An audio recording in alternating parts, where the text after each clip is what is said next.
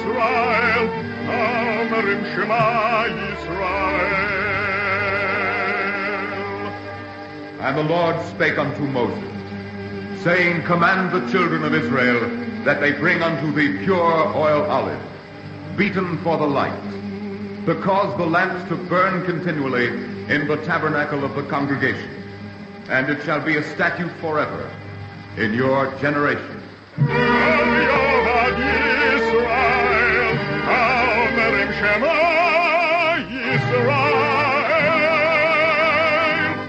The eternal light.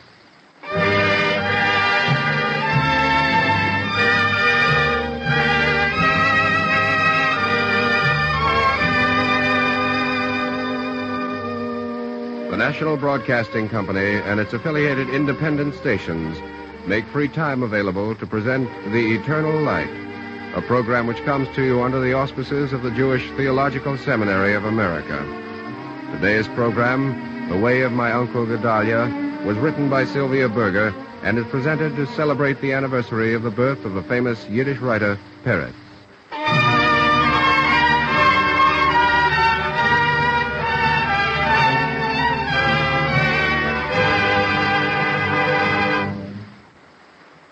How do you introduce a friend? Do you say, I want you to meet Herbert Jones, he doesn't like butter? Or, this is Lillian Redmond, she's 5 feet tall. The reason I ask is, I want you to meet a language I know. And I've been wondering how I could best introduce it to you. Should I tell you the language is Yiddish? It is. Or that its beginnings go back to the 9th century? They do. Or that it has 50,000 words? It has. But what does that tell you?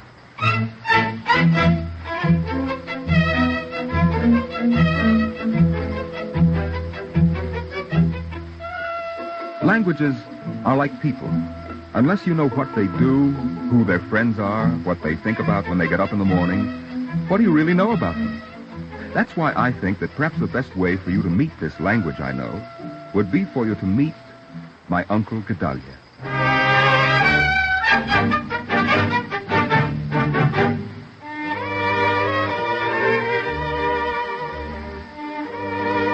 My Uncle Gedalia wrote the best love letters in town. Letters of appeal, letters of recommendation, letters demanding immediate payment. You told your troubles to my Uncle Gedalia, and your letter was as good as posted.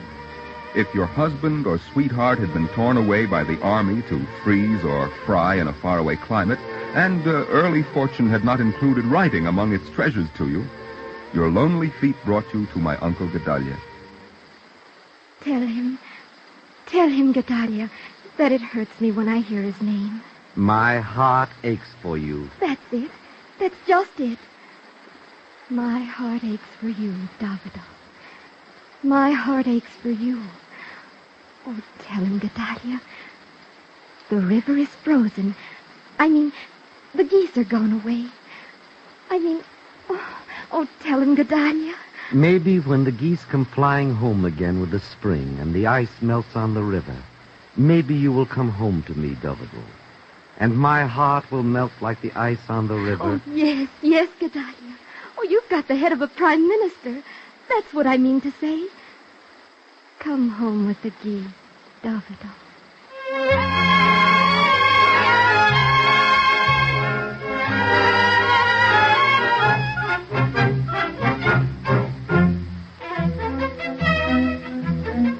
My Uncle Gedalia was reputed to have the head of a prime minister. That is to say, he was smart, he was deep, he was able. One day, Abraham the hatmaker called upon my Uncle Gedalia with a serious problem. Abraham had a daughter, Malkala, and Malkala wanted to get married. And in the next village, there was a family by the name of Hirsch. And this family by the name of Hirsch had a son by the name of Mordecai. It's about this Mordecai I want to talk to you about, Gedalia. You don't mind my asking you what you know about this Mordecai? You know my daughter Malkala. She's good, she's gentle. Maybe she's not the most beautiful girl in the world. Oh, the brightest. Oh, but she's a good, fine girl. What do you think, Gedalia, of Baruch Hirsch's Mordecai for my Malkala? They're a respectable family, the Hirsches. Oh. Oh, I hear there's a bit of money there, too. Oh, but not so much that they'd expect too much in dowry. Oh, and this boy, this Mordecai, he's a sensible boy, a good head. Oh, but no empty dreamer. Enough sense to remember a wife and children. Then you think, Gedalia, he'd be right for my child, this Mordecai Hirsch? Huh? Thank you, Gedalia. 1,000 times thank you. I knew if anybody could tell me everything there is to know about that boy, you'd be the one.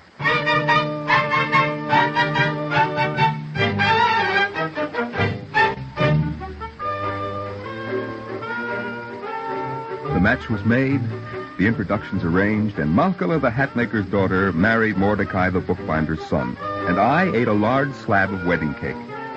But it wasn't until an entire civilization later, when I had left the wisdom of childhood behind me, that I began to puzzle about my Uncle Gedalia.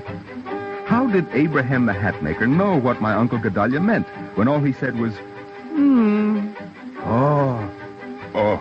How did he know? Well, how did my Uncle Gedalia know what my grandfather Eliezer meant when Grandfather Eliezer said, Steich? That time, for instance, when Uncle Gedalia was telling us children about the railroad train.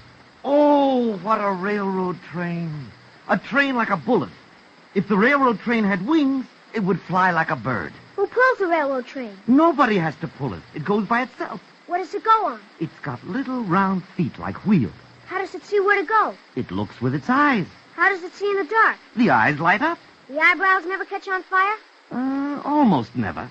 A small boy with a large pail of water is stationed very close to the eyes. Whenever the eyebrows look as if they might get overheated... Gedalia. Yes, Father? Steich.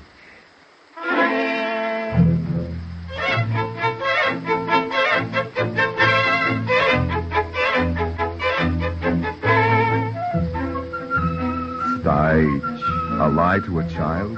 It isn't done, my son. How could my Uncle Gedalia distinguish between that Steich, the Steich of fraternal admonition reserved for petty misdemeanors, say, and the Steich of courteous skepticism, as when Bela, the wife of Abraham the hatmaker, returning from a visit to a wealthy cousin in Nizhny Novgorod, regaled the family with her adventures. The servants, Reb Eliezer, you should count the servant for every wish, and the bowing and the scraping and the excuse me here and excuse me there, the if you please and if I may.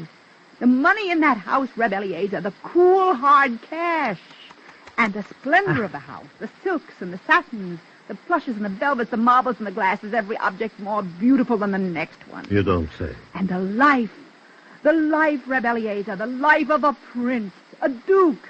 A duke? A count. You come into the parlor, and right away it's a glass of tea with jelly. And is the tea in an ordinary glass? No. The glass has to have a silver handle. Oh, my. And the jellies, the sugars, the cakes, the marmalade. Ordinary marmalade? Oh, no. Marmalade from Marmalade Land. But that isn't all. No? No. When the first servant brings you your hot tea to drink... Yes? The second servant stands there waiting to blow it cold for you. Steich.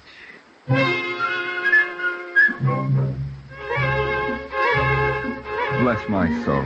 You don't tell me. The Steich of courteous skepticism reserved for the tall story.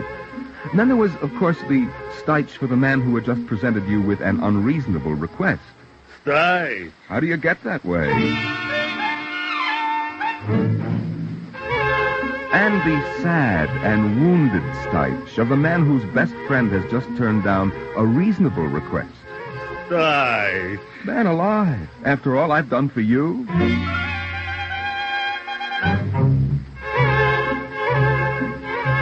Well, a sofanek, as we say in Yiddish. An end to these variations on a word. A changeling word. A word that says so much with so little. Steich, how many tunes can you play on one whistle?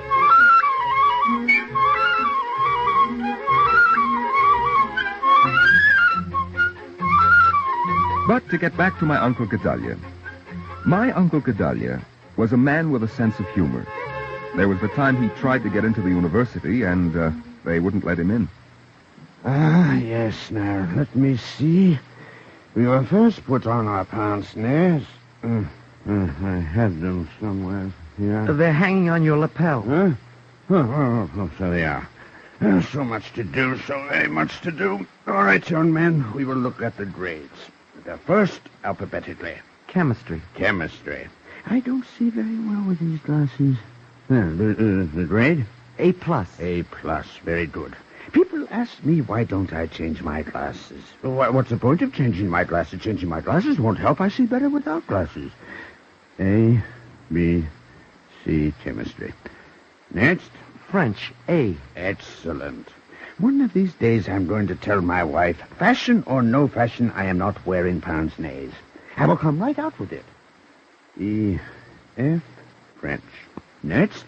Mathematics. A+. A+, better and better. But you know how women are. She thinks these little gilt frames give me an air. I do think the black ribbon gives me rather an intellectual look, don't you? Quite. Physics. A+. Without reproach, every last one of them. You have an excellent scholastic record, young man. Then I am accepted? Good heavens, no. But The silly ribbon, it always tangles around my ear. No, young man, you are not accepted. I came 300 miles. I'm afraid we can't help that. Rules are rules. Your grades are excellent, but in some cases I'm afraid grades mean very little. You see our point, don't you? Quite.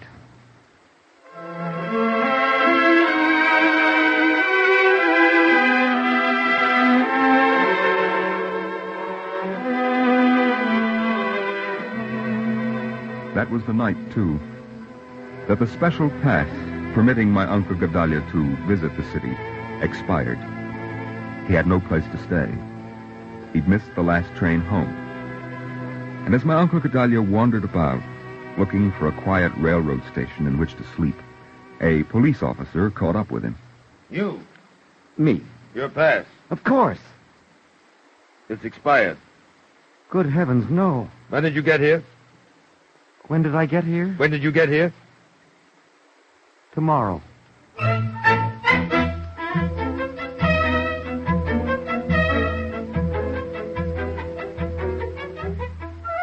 That was the time Grandfather Eliezer had to send the money for Uncle Gedalia's fine by special messenger. And we all had a good laugh about it, because it was so funny. Wasn't it funny to be so harried all your life?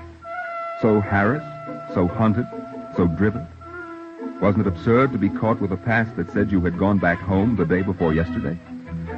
Well, anyway, if my Uncle Gedalia had to be part of such an absurd situation, he could at least enjoy the absurdity.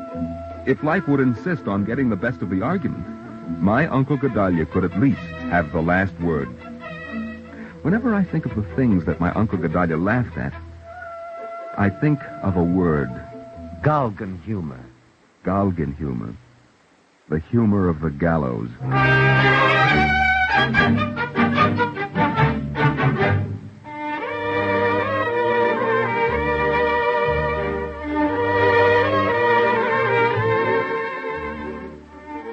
My Uncle Gedalia used to say that the humor of our family was the humor of the schlemiel. What is a schlemiel? Uncle Gedalia can explain a schlemiel. When a waiter walks by with a tray of hot soup and the tray upsets, the soup falls on the schlemiel. Abraham the hatmaker once had a nice long chat with a prince. Abraham couldn't get over it. Would you ever think of it? A prince. A prince of the royal blood, all covered over with those whatchamacallums, those gold whatchamacallums. Medals? Those gold medals. Would you believe anyone like that would ever find anything to say to a hat maker? What did he find to say? I was taking a load of turnips to Kalenkovich. Yes. I had been traveling since 4 a.m. Yes. The load was heavy. Yes. The horse was tired. Yes, yes. We came to a ditch. The horse slipped. The axle broke. When just then the prince came along in a scarlet carriage. And he noticed your misfortune? He gave one look out of the window with those clear, sharp eyes. Yes. He saw my tired horse. He saw your tired horse. He saw my broken axle. Your broken axle. He saw me sitting there with my head in my hand. All right, what did he say? He said, "Get out of the way, you stupid fool. Can't you see I'm late for tea?"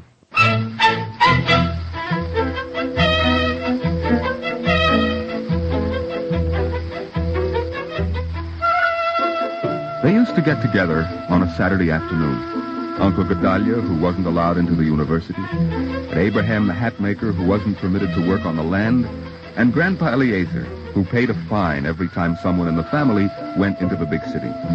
They used to get together of a Saturday afternoon and boast of their good fortune.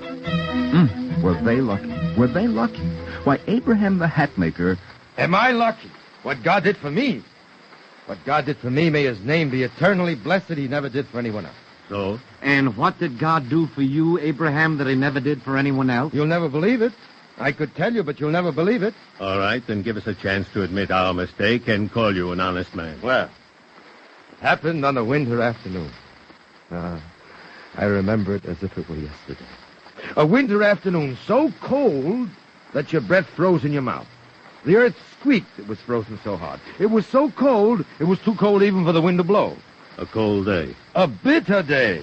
Well, isn't it my luck that day, that frozen, bitter, sour day, I have to go to Kolenkovich for an order of hat material? What a day to go. What a day to go! The children are crying, the wife starts a hoo-ha. Abraham, you idiot, on a day like this you go to Kolenkovich. You'll come back a corpse. Sailor, my darling, we're all in the Lord's hands. A man has to feed his family. A man has to feed his family. Well, what should I tell you, my friends? I'm off for Kolenkovich. The horse is hitched. The sleigh is ready. And it isn't many hours before I'm entering the big forest. What a forest. What a forest. There I am, entering the forest.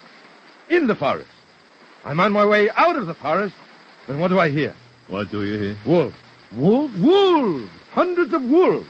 1,000 wolves howling with one throat. I stand up in my seat. I start whipping the poor horse with all the strength in my arms. I yell, I scream, get on there, get up, get up. The wolves are coming closer. My. And then, at last, I'm out of the woods. I'm out of the woods, but before me is a river. A river? But the river is frozen over. I drive the horse straight on the ice. With the wolves behind me. Oh. Well, what should I tell you, my friends? I'm halfway across when the ice breaks. The sled goes down, the horse goes down, I go down, and the wolves on top of us all. Oh. Now, what do you think God did for me? What? Thanks be to him who reigns in heaven, the whole story from beginning to end is a lie.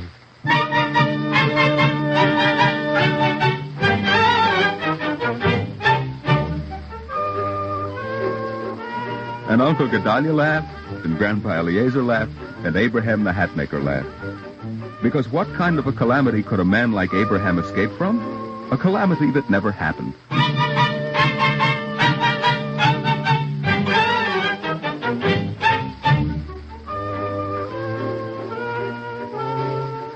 Well, there's a little of the way he lived, my Uncle Gedalia. The way he lived and the way he spoke. Unless you understood the way he lived, you could never really understand the way he spoke. And if you didn't understand the way he spoke, what could you know about the way he lived? Even I sometimes found it hard to understand the way of my Uncle Gedalia. What? Mit Sabongus, Hopman Fegala, und mit Matonis Medla. Did you hear him, Father? Did you hear him say it again, Darla? Mit Sabongus, Hopman Fegala, und mit Matonis Medla. What does it mean, Darla? Do you know what it means? No. The beginning of the world. Abraham the Hatmaker said it about... Who said it about whom, we don't have to know. The child wants to know what it means, Gedalia. Let's see now. You want to know what it means? Do you know what sabongas are, Darla? No. Sabongas are little nets, Darla. The word is taken from the Lithuanian. Mit sabongas hapman. With little nets, you catch... Fegala, little birds. You know what the word chappen comes from, Berla? No. From the Slavic chapach, to see. Fegelach, of course, from the old German, Vogel. Yes, Grandpa Eliezer. A little heavy, Father, perhaps? Perhaps. Mit matonis medelach. Matonis, of course, a present from the Hebrew. But what does it mean?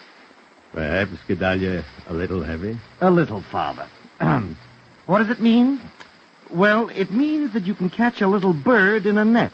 But a girl... Matonis, of course, a present. But if you want the love of a human being, Berla, you must treat her with kindness and consideration, with honesty and sincerity.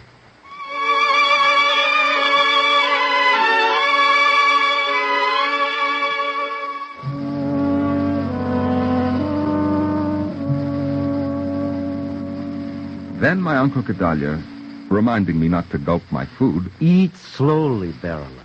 Eat slowly, drink slowly. A man is not an animal, and even though he must feed his body, he must do so in a mannerly way. Would drift into this and that. Science and history, deportment and language. Handle your speech with dignity, Beryla. Treat your words with affection. The language you speak was worked out for you by your father and your father's father. In the sun-gilt cities of Eretz Yisrael, they shaped the words. In the shadowed valleys of the Rhine, in the vineyards of Italy, in the courts of France, in the villages of Russia, long before the memory of any man who lives today or died just yesterday. Your fathers loved the words you use, Beryla. Handle them with dignity. Speak your words with love.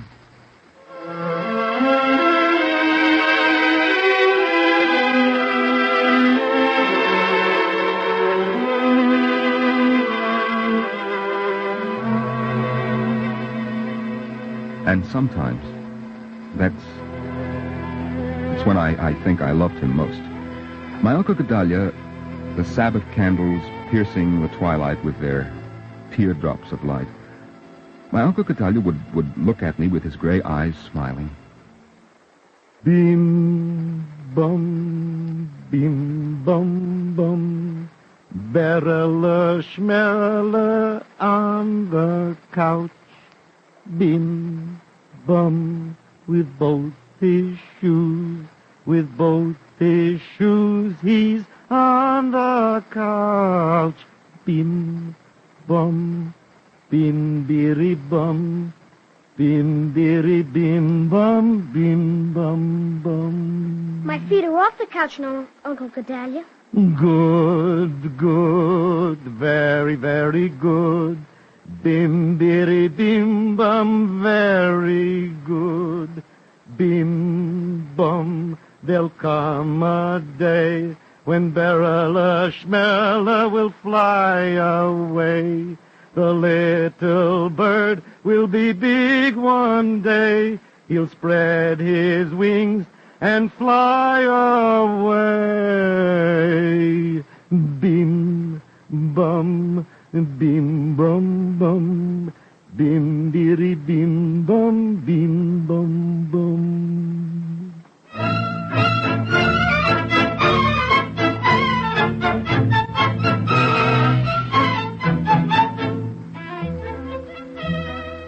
Well, the little bird grew and spread his wings.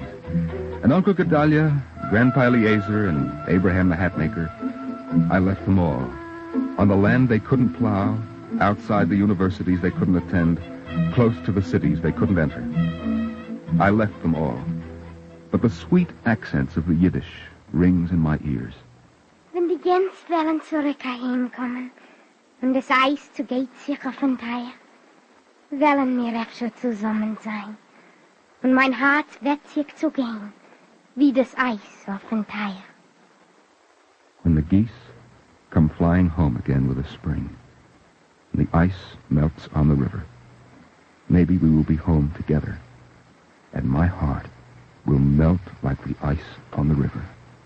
Bim, bum, bum, And so, I thought you might want to meet them.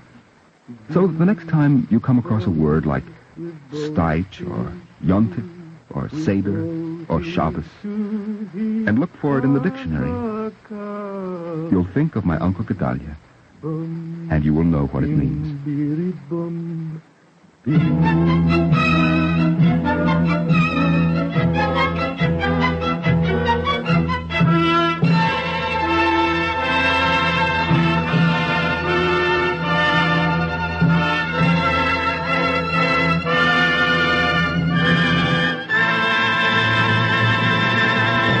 If you would like a copy of today's script, please send your name and address with 10 cents to cover the cost of postage and handling to the Jewish Theological Seminary of America, 3080 Broadway, New York 27, New York. And now we take pleasure in presenting Dr. Emmanuel Gammeren Educational Director of the Union of American Hebrew Congregations, speaking from Cincinnati. Dr. Gammeren. Was significant because he had a fine cultural medium in the Yiddish language in which he expressed himself. His homely wisdom, his advice to Berele to handle his speech with dignity, to eat slowly, even his Hasidic songs without words, in which he would express his longing for a better world, were all meaningful.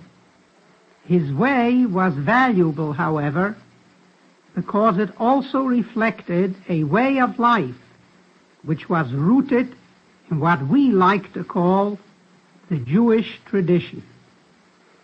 What did this tradition lead him to do?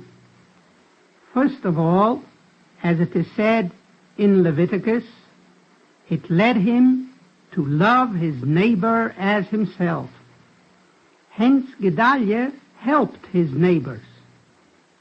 It taught him how to face adversity, as when the cities and the universities would not permit him to enter because he was Jewish. With his friends on Saturday afternoons, he would study the Torah and thus express gratitude to God, rejoicing in his Sabbath and honoring it by studying the law. Even humor was part of that tradition. With it, his friends and he lightened their burdens and their tragedies. The East European village in which Gedalia lived reflected the wisdom that man is not an animal. He is made in the image of God, and his relations with other human beings should be based on kindness, on sincerity, on honesty. This life was rooted ultimately in the study of the Torah, in which the Jew learned that life, the ordinary daily life, must be raised to higher levels, must be sanctified. That is the significance of a Jewish education, which loyal Jews seek to provide for their children, and to which our Jewish educational institutions are dedicated. Our Eternal Light drama today, The Way of My Uncle Gedalia, was written by Sylvia Berger and presented in celebration of the birth of the famous Yiddish writer Peretz. The writer wishes to thank Mr. Maurice Samuel, whose essay, Translators are Traitors, from his book Prince of the Ghetto, on the life of Peretz, inspired this script. The music was composed by Morris Momorsky and conducted by Milton Catons. Cantor Robert Siegel sang the liturgical introduction. Featured as Gedalia was Martin Wolfson, and Norman Rose was the narrator. The production was under the direction of Frank Papp. Free time to present The Eternal Light is made available by the National Broadcasting Company and its affiliated independent stations. This weekly program is presented under the auspices of the Jewish Theological Seminary of America.